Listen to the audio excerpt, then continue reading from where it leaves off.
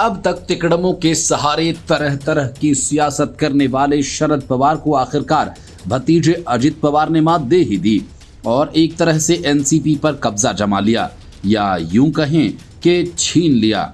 महाराष्ट्र में अब उनकी हालत उद्धव ठाकरे से भी कमजोर हो गई है, क्योंकि उद्धव ठाकरे के पास अभी भी 17 विधायक हैं, लेकिन इसके साथ ही अजित पवार ने शरद पवार की सारी पोल पट्टी खोलकर सबके सामने रख दी।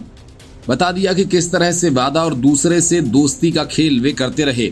महाराष्ट्र के डिप्टी सीएम अजित पवार ने मुंबई के MIT बांद्रा में अपने गुट के नेताओं और कार्यकर्ताओं के साथ बैठक करने के बाद उन्हें संबोधित किया। अजित पवार ने कहा कि 2004 में कांग्रेस से ज्यादा विधायक होने के बावजूद एनसीपी ने सीएम का पद का मौका खो दिया।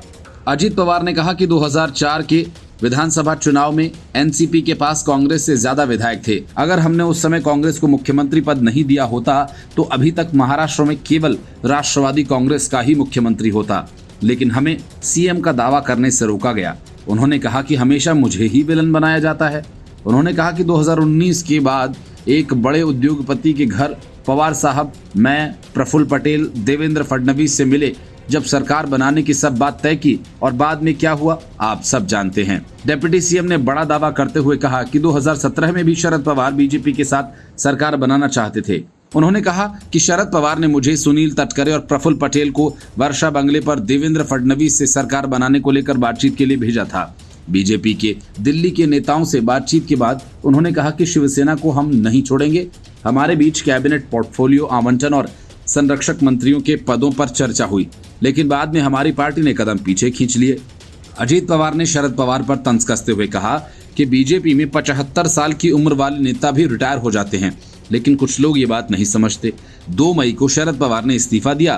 तय हुआ था कि सुप्रिया सुले को अध्यक्ष बनाना है, हमने मान्य किया, लेकिन फिर क्या हुआ, इस्तीफा वापस ले लिया। अगर पद नहीं छोड़ना था तो इस्तीफा क्यों दिया? मैंने कई बार सुप्रिया सुले को बताया कि आप समझाएं, लेकिन सुप्रिया कहती हैं कि पिताजी बहुत अड़ियल हैं। सवाल ये है कि किस बात का अड़ियल रवैया है। इसके पहले प्रफुल्ल पटेल ने पटना में हुई विपक्षी दलों की बैठक को लेकर तंज किया। प्रफुल्ल पटेल ने कहा कि महाराष्ट्र सरकार को समर्थन देने के सवाल पर कहा कि जब हम शिवसेना की विचारधारा को स्वीकार कर सकते हैं तो फिर बीजेपी के साथ जाने में क्या आपत्ति है। हम एक स्वतंत्र इकाई के रूप में इस गठबंधन में शामिल हुए हैं। प्रफुल्ल पटेल ने जम्मू कश्मीर का उदाहरण देते हुए महबूबा मुफ्ती और फारूक अब्दुल्ला के बीजेपी के साथ जाने की बात कही। कहा कि अब वे संयुक्त विपक्ष का हिस्सा हैं। प्रफुल्ल पटेल ने कहा कि मैं शरद पवार के साथ पटना में संयुक्त विपक्ष की बैठक में गया था और वहां का दृश्य देखकर मुझे हंसने का मन हुआ। वहां 17 विपक्षी दल थे, 7 में से लोकसभा में केवल 1 सांसद हैं और एक पार्टी ऐसी है जिसके पास कोई सांसद नहीं। उनका दावा है कि वे बदलाव लाएंगे। हमने एनडीए में शामिल होने का फैसला किया, देश और अपनी पार्टी के लिए फैसला लिया, व्यक्तिगत लाभ के लिए नहीं। Bureau report, news of India.